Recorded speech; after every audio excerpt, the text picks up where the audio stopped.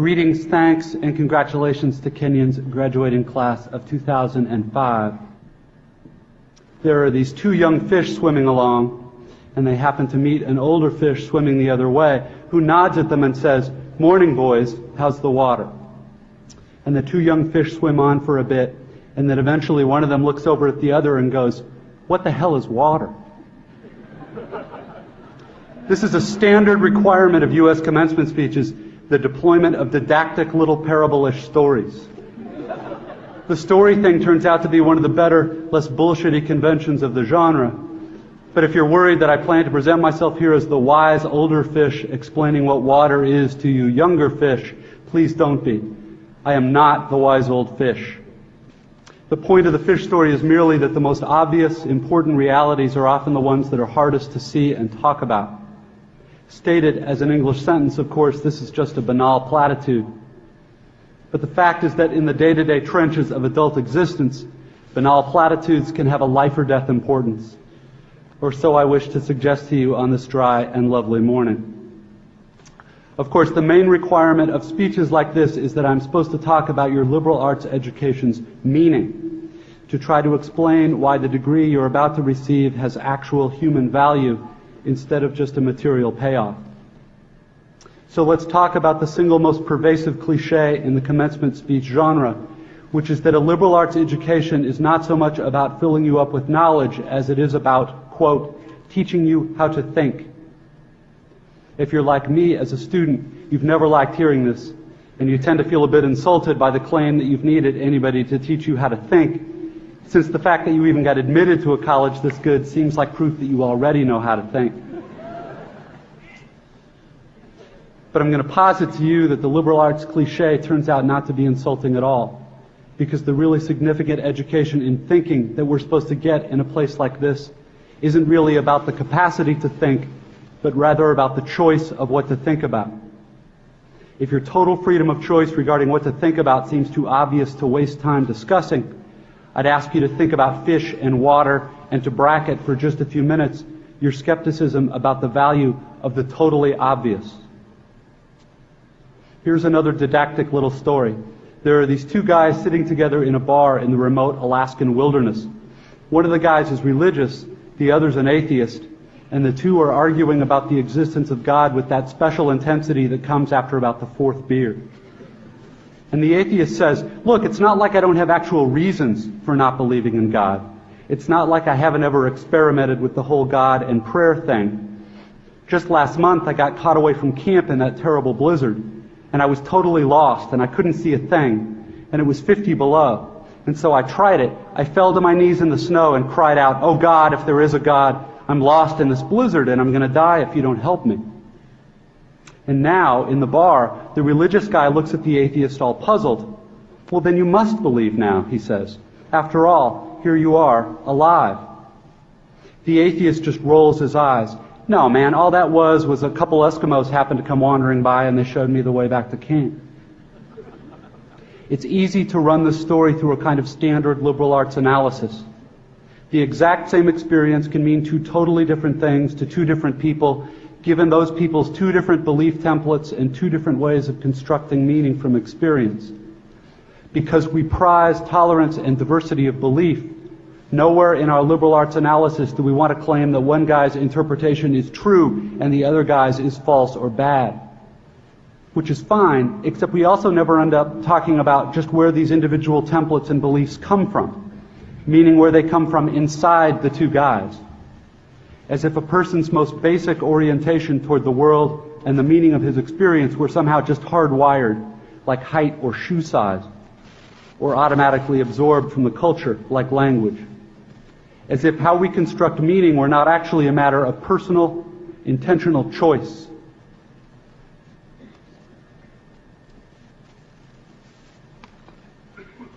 Plus there's the matter of arrogance. The non-religious guy is so totally certain in his dismissal of the possibility that the passing Eskimos had anything to do with his prayer for help. True, there are plenty of religious people who seem arrogantly certain of their own interpretations too. They're probably even more repulsive than atheists, at least to most of us. But religious dogmatist problem is exactly the same as the story's unbeliever. Blind certainty. A closed-mindedness that amounts to an imprisonment so total that the prisoner doesn't even know he's locked up. The point here is that I think this is one part of what teaching me how to think is really supposed to mean. To be just a little less arrogant. To have just a little critical awareness about myself and my certainties. Because a huge percentage of the stuff that I tend to be automatically certain of is, it turns out, totally wrong and deluded. I have learned this the hard way, as I predict you graduates will too. Here is just one example of the total wrongness of something I tend to be automatically sure of. Everything in my own immediate experience supports my deep belief that I am the absolute center of the universe. The realest, most vivid and important person in existence. We rarely talk about this sort of natural basic self-centeredness because it's so socially repulsive, but it's pretty much the same for all of us. It is our default setting, hardwired into our boards at birth. Think about it. There is no experience you have had that you are not at the absolute center of. The world as you experience it is there in front of you or behind you, to the left or right of you, on your TV or your monitor, and so on.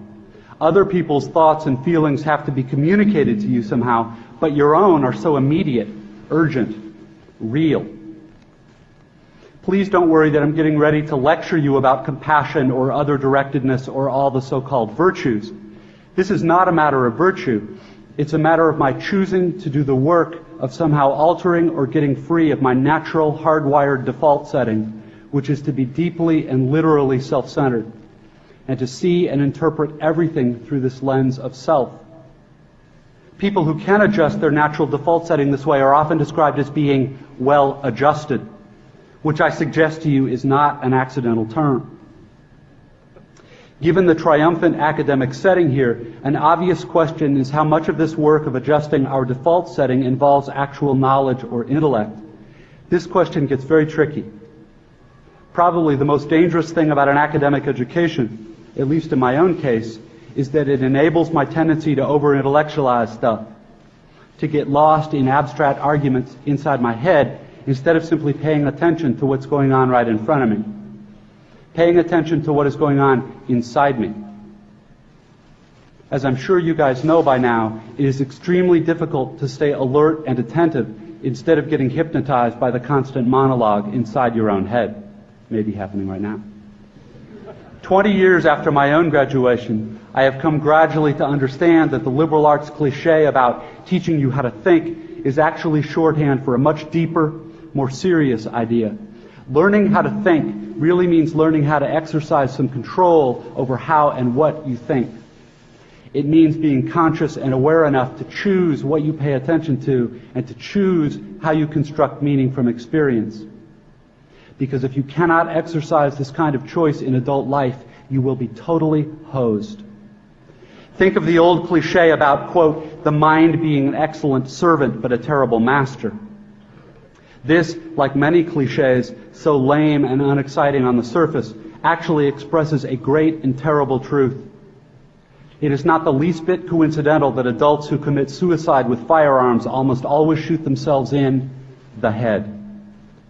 They shoot the terrible master. And the truth is that most of these suicides are actually dead long before they pull the trigger. And I submit that this is what the real, no bullshit value of your liberal arts education is supposed to be about.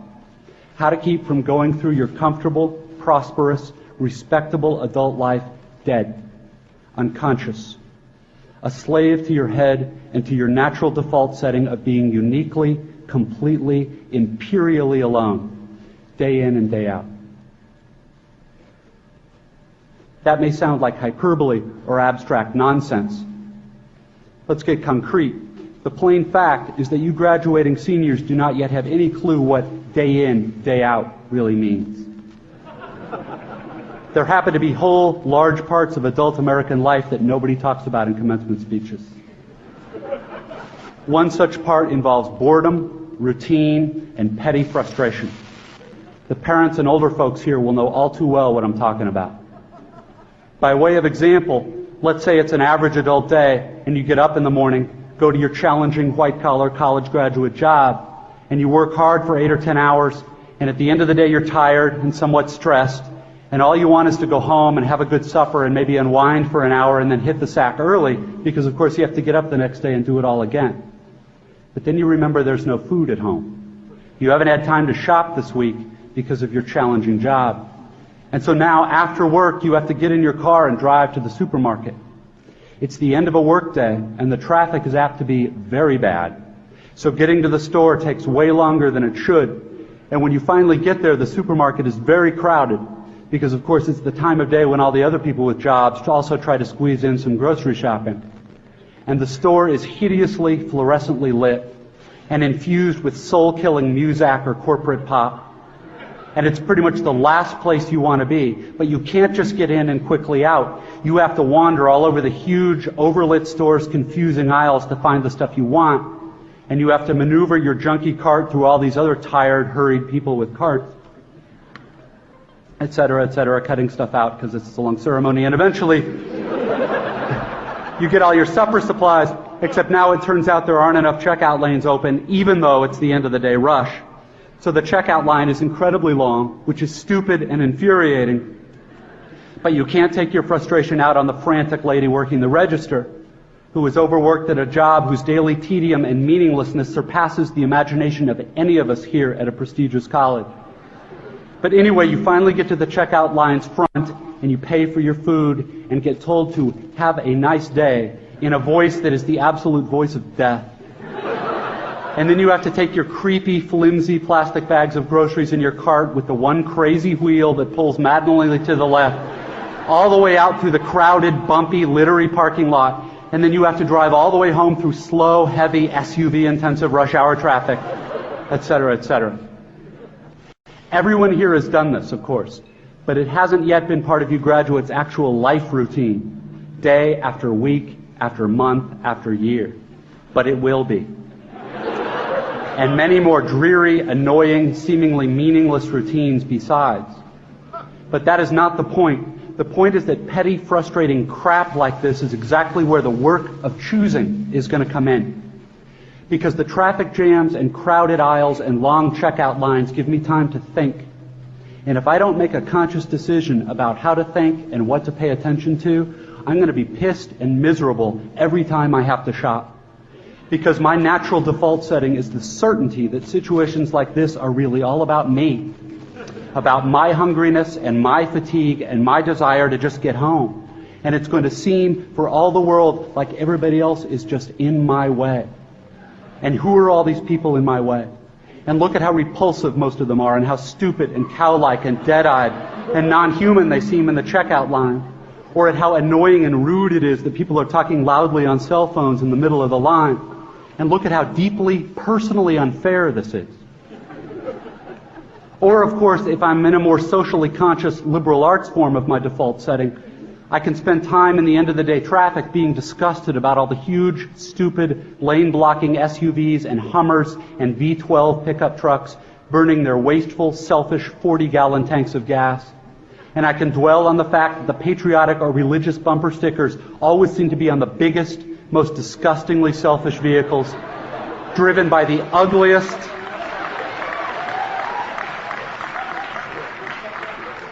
see, this is an example of how not to think. Biggest, most disgustingly selfish vehicles driven by the ugliest, most inconsiderate and aggressive drivers. And I can think about how our children's children will despise us for wasting all the future's fuel and probably screwing up the climate, and how spoiled and stupid and selfish and disgusting we all are, and how modern consumer society just sucks, and so on and so forth. You get the idea. If I choose to think this way in the store and on the freeway, fine. Lots of us do.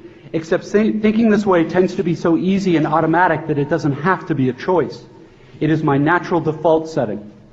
It's the automatic way that I experience the boring, frustrating, crowded parts of adult life when I'm operating on the automatic, unconscious belief that I am the center of the world and that my immediate needs and feelings are what should determine the world's priorities.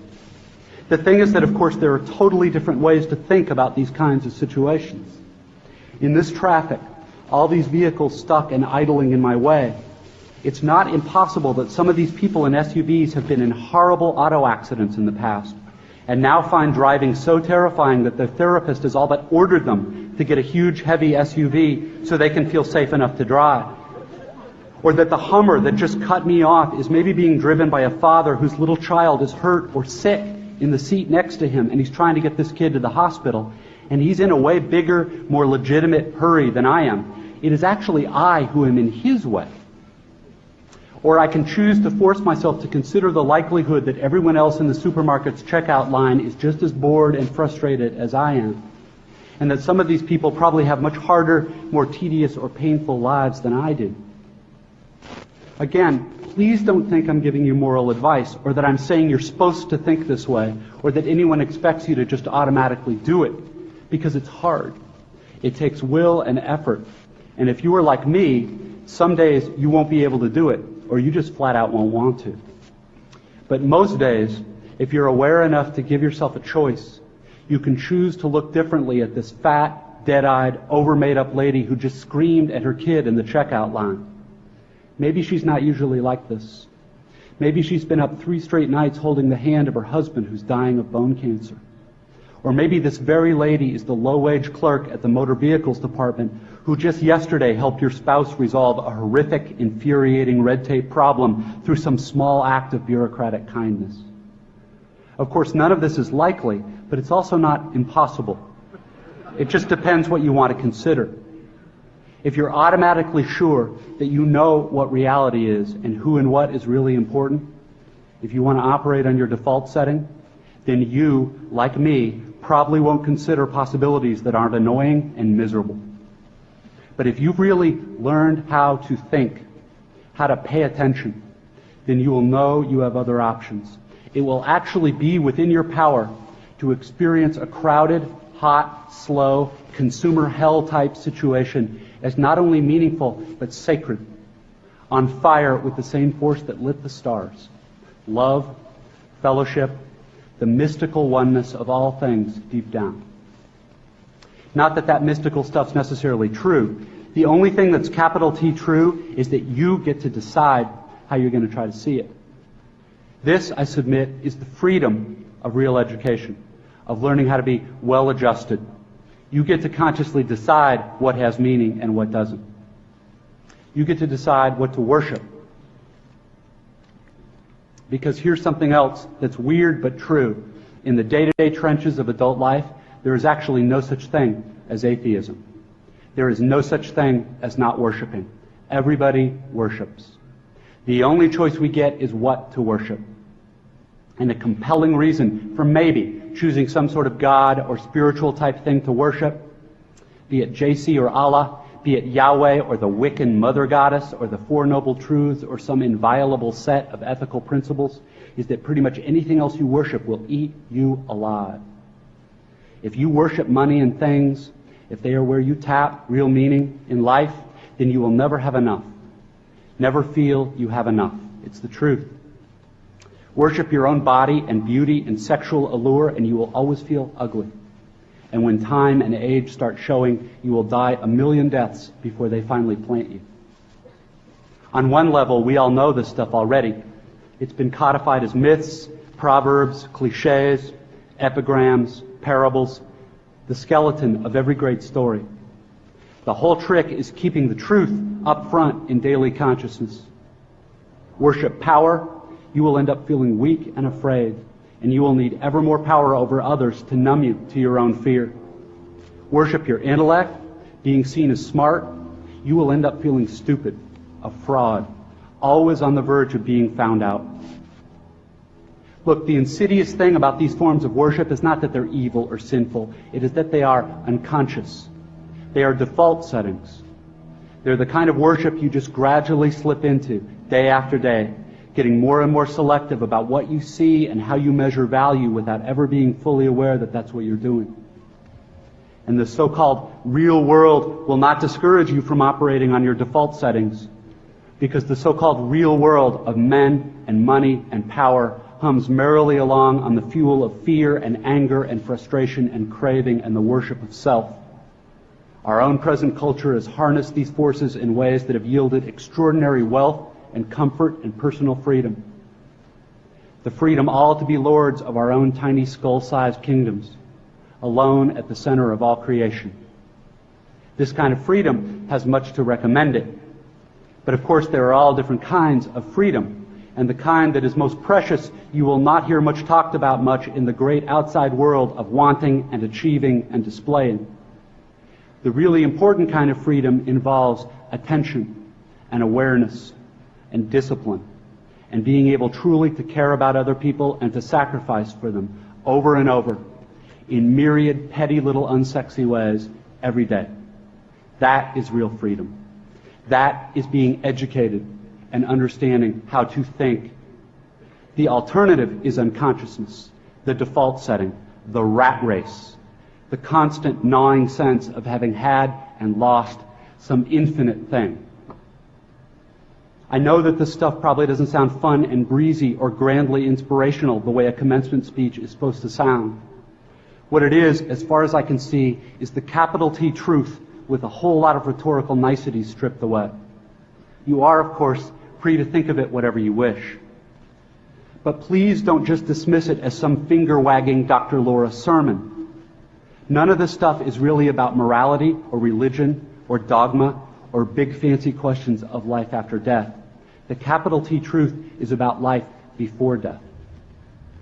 It is about the real value of a real education, which has almost nothing to do with knowledge and everything to do with simple awareness. Awareness of what is so real and essential, so hidden in plain sight all around us all the time, that we have to keep reminding ourselves over and over, this is water.